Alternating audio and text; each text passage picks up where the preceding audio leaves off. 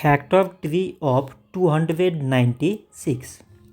So 296, it can be written as 2 times 148.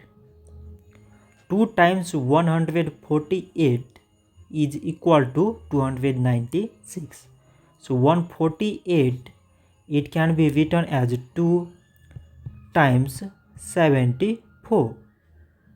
2 times 74 means 148.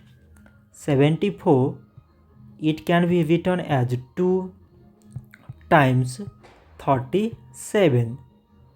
2 times 37 means 74.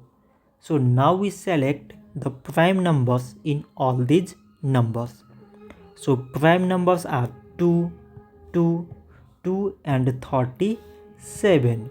So we can write 296 is equal to product of all these prime numbers, that is 2 times 2 times 2 times 37.